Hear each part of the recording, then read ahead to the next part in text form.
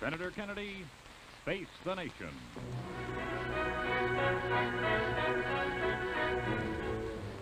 From Philadelphia, you're about to see the Democratic presidential candidate, Senator John F. Kennedy, face the nation in a spontaneous and unrehearsed interview with veteran correspondents from the nation's press. Peter Potter from the Washington Bureau of the Baltimore Sun, Howard K. Smith of CBS News, and Peter Lisagor, chief of the National Bureau of the Chicago Daily News. And now here's the moderator of Face the Nation, CBS News correspondent Stuart Novins. Prior to the beginning of this month, Face the Nation invited the four major party nominees to appear on this program during the month of October. We have already presented the views of the two vice presidential candidates, Mr. Johnson and Mr. Lodge. Vice President Nixon did not accept the invitation. Senator John Kennedy did accept, and he's here now to face the nation. Senator Kennedy, you may have noticed that there are only 9 days left before Election Day, and I would not be at all surprised if we wanted to talk about politics. So if you're ready, we'll start with this first question from Mr. Lisagor. Senator, President Eisenhower, apparently referring to your campaign this week or the past week, said that the image of America had been cruelly distorted. And he talked about Pravda, the Soviet communist paper, quoting some of the statements that you had made. Do you think that Pravda's comments obliges you to exercise restraint in your criticism of administration policies? No, I didn't see what Pravda said, but that isn't really the significant matter. I think it's my responsibility as the standard bearer for the Democratic Party to give the truth as I see it. I don't think that our position in the world is as satisfactory as it should be and could be. Now, the truth of the matter is that this administration has taken polls in regard to our prestige, in regard to the opinion of the world about our military strength, our scientific strength, our economic growth, our leadership, where we're going in relation to that, in relation to the Soviet Union.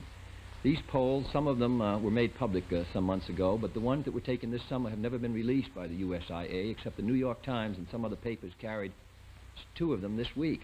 And they show very clearly that we have taken a great loss in the regard that these countries have had for the scientific and military power of the United States and our leadership. I'm only saying what is the truth. Anybody who runs for office this year and says that our prestige is the highest that it's ever been is either uninformed or misleads, because the polls are only one evidence. There are many other evidences. The United Nations vote on the admission of Red China. Not one of the 16 new countries admitted at the United Nations this summer, not one of them voted with us on that question. I don't think there's any doubt, Latin America, Africa, Asia, Western Europe, Eastern Europe, that the influence and prestige of the United States is not as high as it's been. Now, isn't it, if I believe that, I'm compelled to state the truth. Then the American people can make their judgment. But to attempt to gloss over it, it's bad enough if one side glosses over the facts, but for the candidate whose responsibility is to present the issues so the American people have a clear alternative. If I attempted to fool the people, I wouldn't, even if I won or lost the election. I had a good deal of experience because I was in England somewhat before the war. I recall the 35 election which Stanley Baldwin ran, telling the people that Winston Churchill was wrong about German rearmament. He won that election, and the British lost 2 years in their armament program. We're not going to do that this year. The American people can make their judgment on November 8th, whether Mr. Nixon is right or whether I'm right. But at least I'm telling it as I see it. Senator, you and Mr. Nixon disagree diametrically on our prestige now and what it has been up till now. But in regard to what to do about our prestige in the future, many people find it hard to find a real basic difference between what you intend to do in foreign policy. Well, Mr. Smith, if two candidates approach the world, which is in turmoil and revolution, and come to diametrically opposite conclusions about where we now are, it seems to me that they're going to end up in a different place in the future. I campaign for the presidency with a good deal of urgency and a good deal of concern. Mr. Nixon runs on a program that we've never had it so good, and our prestige is at the highest. It seems to me that this very judgment we're each rendering on the world around us and on American position indicates a very sharp difference for the future as well as for the present. Now, Mr. Nixon has been part of this administration. In my judgment, this administration has failed to recognize the revolution which is taking place in Africa. It's permitted our relations with Latin America to deteriorate. It has not identified itself closely enough, in my opinion, with the economic struggles of the underdeveloped world. It has failed to give leadership on the whole question of disarmament. I've said before that there were less than 100 people working on the subject in the government. We brought in people. Whenever we have a conference, we bring in someone new, and they represent us, even with about 4 or 5 weeks of experience in some cases. I don't think on disarmament, nuclear testing, arms, our military strength, the underdeveloped world, economic growth here in the United States, which affects our position in the world, I don't see any note of urgency by Mr. Nixon. I don't think this administration has met its responsibilities in these areas. Mr. Philip Potter, please. Senator, I'd like to get into a different issue. A week ago, your brother, Robert Kennedy, said that the religious issue had come alive again, and he implied that Republican headquarters in San Diego and other places were openly issuing anti-Catholic literature. Herbert Klein, the Vice President's press secretary, told newsmen that if this type of smear continues, the Vice President may have no choice but to discuss the tactics of our opponents. Do you have any evidence to document Robert Kennedy's claim that there has been distribution? Well, let me make it clear. It's my understanding that there was some material at San Diego, but I have not seen the material. Hugo Fisher, I think the senator from that area, confirmed that fact. I've said from the beginning that I didn't think that, in fact, I was sure that Mr. Nixon had no connection with the matter, that the Republican Party officially had no connection with the matter. It may be that on both sides mistakes are made in these areas. It's hard to police every area. But as far as I'm concerned, and I want to make it very clear, this matter of the so-called religious issue is not been stimulated, has not been in any way, it is not in any way the responsibility of Mr. Nixon and the Republican leadership, to the best of my knowledge. You expounded your views very completely and clearly in a meeting with the Houston ministers about a month ago. Do you feel that that's effectively dealt with the issue as far as you're concerned, or that you may have to make some further exposition of it before the election? Well, I would hope that it would not be necessary to discuss it again. I do, in reading the papers, I notice that there's still a good deal of argument about it, a good deal of concern. A good deal of the concern is very legitimate. And so that I have been reluctant to take the matter up again. There are so many issues which affect us that there's really nothing that can be done about my religion. I am what I am, and I'm going to be what I am. And I'm not sure that, and I've answered every question, not only at Houston, but in my acceptance speech and many, many occasions before that. Now, I don't think that there is any reason for any American to say today, after all my statements and after my record has been carefully scanned for 14 years, that there should be any doubt in anyone's mind that I am as wholeheartedly committed to the separation of church and state, to the Constitution of the United States, as any other American. Now, that is my position. I take an oath, which is taken by the President, and it's taken by the Senate and the House, and it's taken to God, which is the supreme oath you can take, that you defend the Constitution and uphold it. The Constitution provides the separation of church and state. That's where I stand. Now, I may or may not be elected president. If I'm not, I'll continue in the Senate. I will still continue my commitment to the Constitution. And that is the view of my co-religionists in this country. Now, I think that, it seems to me we should accept that and then decide that maybe people should vote for Mr. Nixon or myself for all the other reasons that divide us, not on this question. Senator, unfortunately, this issue does keep cropping up, and it's been heard a lot from in the pulpits this week. And one question that I continually hear, and I think it's only fair to put it to you, is you have said at one time that if your duties as a president came into conflict with your faith, you would... No, my conscience. With your conscience. Yes, if I ever thought I could never fill any office with my conscience. I mean, after all, that was our particular argument with the Nazis. That we all have conscience, but not... I've stated in my judgment that there is no conflict. There is no conflict between my responsibilities as a public official, carry out my duties and obligations, and my faith. I am sworn to carry out and serve the public interest, and that's what I'm going to do. That's what I do in the Senate. That's what I'll do if I'm president. And there's nothing that can prevent me from doing that. The Constitution and my conscience happen to be in very close harmony, because I happen to believe it's the ideal arrangement for a society. I want to see the people free to practice all their various religions. We are quite unique in this regard. I mean, many of the countries in Europe have a close union between church and state. We don't. Mm-hmm. Now, merely because we have had experiences historically where there has been a close union between some countries which were Catholic and the state, or between, as there now is, the Church of England, the Queen is the head of the Church of England as well as head of the state, or in some of the Scandinavian countries where the Lutheran Church is the official state church. But here in the United States, Episcopalians, Lutherans, Catholics, Jews, Presbyterians, Methodists, all of us, happen to believe that we do not want an official state church. I would be opposed to it. If this were 99% of the population were Catholics, I would still be opposed to it. I do not want civil power combined with religious power. Now that's my view, and I don't, if some other person holds a different view, if some other Catholic in another country holds a different view, that's their right, but I want to make it clear that I am committed as a matter of personal, deep conviction to the separation. Now, what is there left to say? What could I say? Senator... Why is it that we have 35 million Catholics? What is there in their record that makes anyone think that they're not as devoted to this idea of the separation of church and state? I don't recall in this campaign that there's any member of my faith that's ever come out and indicated pro or con me who happens to be in the clergy. I think that we are committed to this. And even if I'm not elected president, which is possible I won't be, that is where I stand. And in my judgment, that is where the great majority of my co-religionists in this country stand. And I think we should be accepted on that basis. I think there's... Without reference to your personal position, which I think you've certainly expressed yourself on, Mr. Potter suggested or mentioned the meeting that you participated in Houston with the Ministerial Association. You made a film of that. And a question has been raised as to why you continue to show that film in predominantly Catholic areas. No, we don't, Mr. Nobins. The best of my knowledge, there's only been one case, which was accidental, where it was shown in an area where this matter had not been brought up as a major discussion point. The film answers this question, and every poll has shown that there are a substantial percentage of the population. Today's paper indicates that in some states that some candidates are having difficulty because of my religion. This film represents my stand on this question, the separation of church and state. It's the most effective way that at least I can give assurance on this question. And I strongly believe that this question should be removed from the decision. It seems to me in the most critical time in the life of our country for us to be talking about an issue that was admirably settled when this country was founded in the Constitution.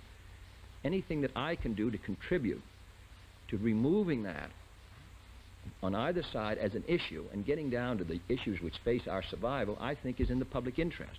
Now, I can't make speeches about it every day, or otherwise we'd be talking about nothing else, but at least those who want to watch on television, in those areas which are of concern, at least they know my stand. Now, if they want to accept it, I hope they will. If they don't, at least they've heard me. And that's all that seems to me. But your position is that you're only using the film to answer this kind of criticism in those areas which are not predominantly Catholic. Senator Kennedy, I wonder if I could... What is the use of putting it on television in those other areas? I wonder if we could get to the economic issue now. Mr. Nixon has been quoting from newspapers saying that you have predicted a recession. And he's described this, I think, quoting him as despicable and ignorant. And he's Probably also naive and rude and uninformed, too. He's also quoted newspapers as saying automobile sales have reached a new high. I wonder if you could tell us how you view the economy now and just what your position on it is. To the best of my knowledge, I've never said we were in a recession. I said there's danger of recession. I said the winter of 1961 could be difficult. I quoted the Wall Street Journal, which has said we've been in a recession. I don't use that term because I do believe we are hanging in a balance, and I don't think that it would be appropriate yet to give it the official title of recession. I don't know what's going to happen in the winter of 61. That's my first point. So Mr. Nixon, I believe, is uninformed in that matter, or at least inaccurate. Secondly, on automobile sales, the fact is I believe that there are probably going to be more cars unsold by the middle of November than we've ever had in our history. I would be prepared to ask Mr. Nixon or anyone else if that isn't true. They're turning out cars greater than we've turned them out in 5 years, and yet the sales would not indicate that we're selling them as fast as we're going to produce them. Anybody can go in, any car dealer who's listening here can answer the question of whether he thinks that car sales are at a record high this year. They're going to have more cars unsold by the middle of November than we've ever had. Steel capacity is 50%. We're building 30% less homes than we built a year ago. The third quarter reports in the papers this week of the various companies shows that most of them are down. So that I would say that business is shaky. I hope we're not going to have a recession. Senator, this suggests that the next president is going to have to take action. There's no doubt that if we are in a recession in the winter of 61, or we have high unemployment, and in fact, even at the present conditions, we're going to have to. Now, could I ask you specifically what actions you would have in mind if you are elected? If we have a recession, Yes. if we've slid into a recession. Yes. Well, of course, we're going to have to attempt to stimulate the economy. The Federal Reserve Board has been attempting that this year, I think belatedly. They just took a step this week in order to put more money in circulation. I believe that we'd have to, of course, attempt to put more money into the circulation in the winter of '61 if we have high unemployment. There are several ways it can be done, and I would make an economic judgment on that in January and February. One would be a tax cut for a period of 4 or 5 months. That was suggested for a while in '58. There are other programs which would be useful. The only thing is they take a little longer to get started. Aid to education, for example. Now, in view of this time lag, Senator, And also the bill on medical care for the aged. if you are the president-elect after November 8th, would you take any steps to meet with the President Eisenhower administration in order to avoid this lag you're talking about and to avoid sliding into a deeper recession or into a recession at all? Mr. Saulnier, who's chairman of the President's Board of Economic Advisors, has spoke rather optimistically in the last few days about the economy. They believe, evidently, that it's going to move up. I assume that represents his economic judgment. But in answer to your question, I'd be delighted to meet with the President if I'm successful, not only on this subject, but on any others. The responsibility is his, of course, and it would depend on his judgment. But if he felt that it would be of useful, I would certainly do it. Senator, even if there's not a depression, you are committed to programs that will require quite a bit of expenditure. Could you tell me how? I know the argument that when the economy begins to grow, our normal and present taxes will bring in greater income to pay for it. But how will you stimulate it in the years before the growth begins? Well, now, in the first place, when we're talking about greater expenditures, I've committed myself to a balanced budget, and I've been in Congress for 14 years. The largest peacetime deficit in the history of the United States was 2 years ago, 1958. Number two, the Democratic Congress in the last 6 years cut $10 billion off President Eisenhower's budget request. They would have been $10 billion larger deficit if his budget request had gone through. So this idea that the Democrats are committed to fiscal irresponsibility just isn't on the record. I'm chairman of the subcommittee. I was chairman of the subcommittee on reorganization, which dealt with the Hoover Commission recommendations. So I have some experience in the field. I'm not suggesting I understand that, but I do, Ms. Smith, that it has been suggested, and therefore I felt it would be appropriate to at least answer that part of it. But your question was, how do we hope to stimulate economic growth? Yes. I would feel that by pursuing monetary policies, which are more flexible than the present Federal Reserve Board has pursued them, using a fiscal policy as the best guard against inflation, both of those policies would be useful. I think, for example, the bills-only policy, which the Federal Reserve Board has followed, has contributed not only to some of the difficulties in the gold market, but also to some of our difficulties in financing our debt. I think the Federal Reserve Board has supported the administration's economic policies, which I believe have been restricted. In addition, I think the area redevelopment bill would assist those communities which are hard hit. Increasing in minimum wage, education, and all the rest do increase productivity.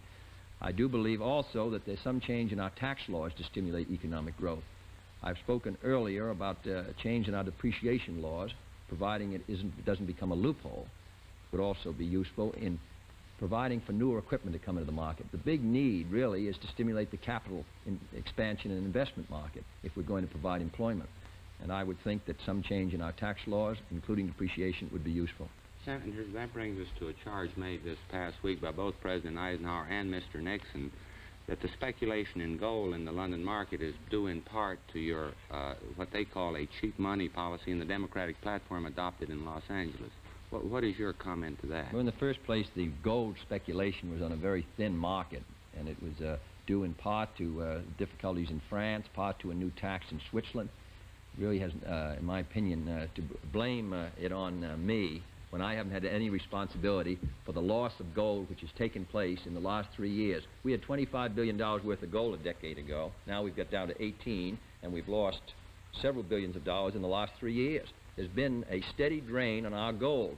In fact, the demands on our gold now are greater than the gold supply. And the central banks of Europe have been moving gold out of here, partly because the Germans have built up a great supply of gold. They've been the beneficiary of this change. They have almost $6 billion worth of gold now. But also partly because we have heavy commitments abroad and because our exports have not balanced with our commitments abroad. But that's, of course, a wholly untrue story. And it fails to take into account that we've been concerned about the flow of gold for the last 3 years. In fact, Mr. Anderson spoke about it. There have been many meetings. The International Monetary Fund and all the rest have been discussing what we can do to prevent the flow of gold. Now, in pursuing any monetary policy on interest rates, we have to take into account this problem. We don't want to lose gold. Mr. Potter?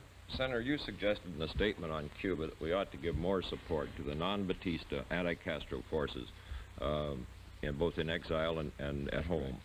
How would you implement this proposal Well, one of the if you were things which I president? suggested was we don't have any radio or TV programs, Voice of America programs to Cuba to tell our side of the story. And that's number one. Number two, anything that we do, any actions we take, of course, have to be taken in concert with the OAS. We are committed by treaty and just good judgment. There's no sense in attempting to take actions in regard to Cuba that alienate the rest of Latin America. That's where the great struggle is now taking place.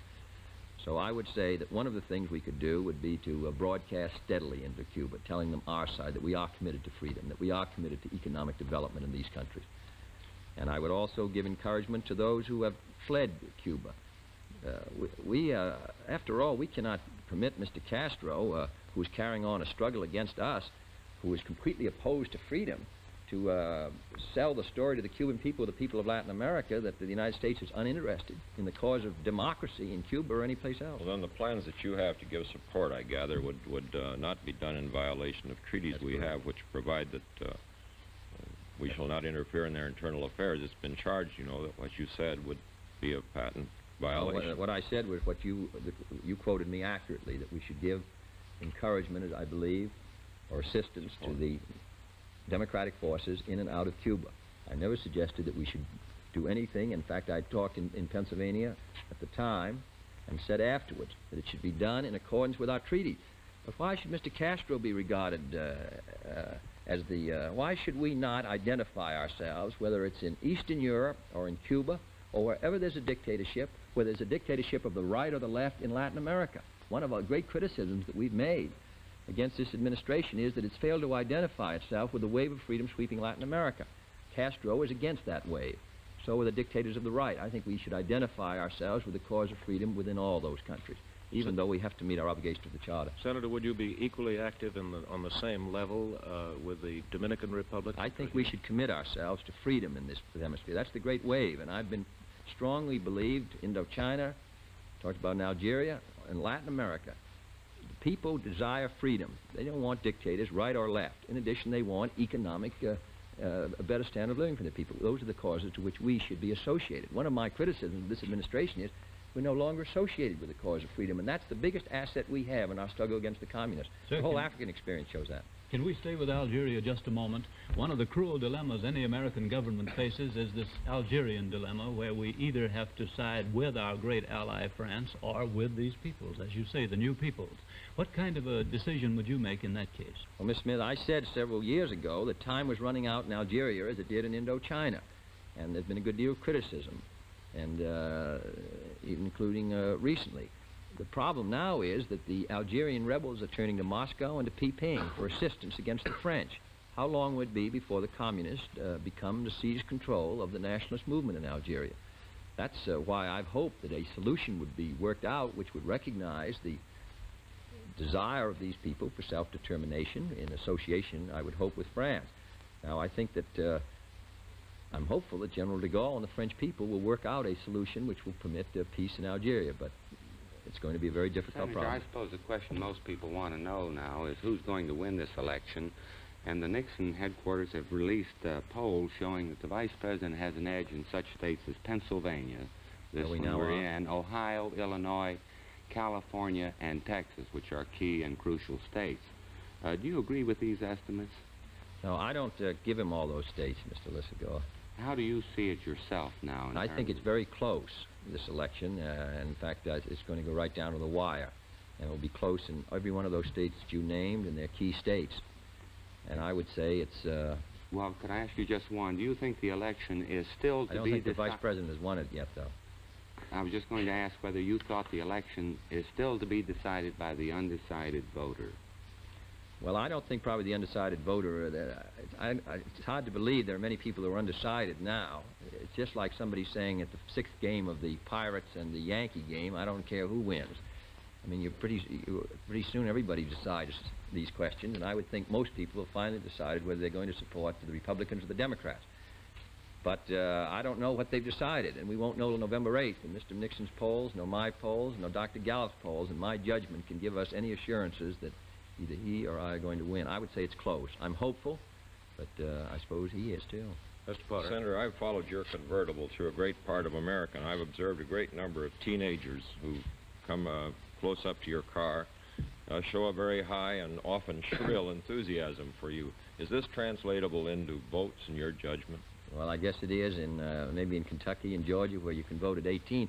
But I think I'm all for teenagers and everyone else coming out and listening to the candidates. I think that's a healthy sign. And I don't know whether we're going to get their mothers and fathers, but at least it's made a more interesting fall. Senator, Mr. Nixon has set a February 1st deadline. He says if he's elected, he will set a February 1st deadline on the nuclear test negotiations, and after that, if no agreement is reached, he'll proceed to resume underground testing for peaceful purposes, and that he would go to a summit with Mr. Khrushchev on nuclear tests if they can seal an agreement at a summit. First, do you think it's a good idea to have a deadline of that kind? And secondly, could you tell us what your conditions for going to a summit in the early months of your presidency if you're elected? Well, I have said that I thought that we should try once again a new administration. If I'm successful, then that wouldn't be till January, with negotiators representing a new administration to try once more to get an agreement. It's so important to try to get an agreement. Therefore, I'd make one more effort. Now, until the negotiators have met, I don't think it's probably wise to give an ultimatum and say that unless they have an agreement by February 1st or March 1st, but I do think they should be making progress. We should know after 3 weeks or so, 4 weeks, whether we're making any progress. It may be appropriate then to set the time limit. Secondly, as far as going to the summit, I think we should make progress on the questions of disarmament, outer space, or nuclear testing before we go to a summit. In addition, I would like to see the United States moving again forward on a more affirmative course in foreign policy before we go to the summit. I think to say we'll go to the summit if we do at this stage seems to me somewhat premature. We got into that difficulty last winter when the president said he would not go to the summit unless there was an agreement on unless there was progress on nuclear testing and on Berlin. Well, there was no progress on either, and pretty soon the wave of pressure brought him to the summit. I think let's start on nuclear testing. Then if we begin to make progress, then we can talk about higher negotiations. Senator Kennedy, thank you very much indeed for coming here to Face the Nation. Thanks also to today's news correspondents. To Mr. Philip Potter of the Baltimore Sun, Howard K. Smith of CBS News, and Peter Lisagor of the Chicago Daily News. This is Stuart Novins. We invite you to join us next week at the same time when our guests will be the two chairmen of the Republican and Democratic National Committees, Senator Thurston Morton and Senator Henry Jackson. Our program today originated in the studios of WCAU-TV, Philadelphia. Face the Nation was produced by Michael J. Marlowe. Associated in production, Ben Flynn. Directed by Bill Linden. Today you saw the Democratic presidential candidate, Senator John F. Kennedy, face the nation. Herb Clark speaking. Face the Nation, which will be seen Monday evenings beginning November 14th, has been a public affairs presentation of CBS News. This is the CBS Television Network.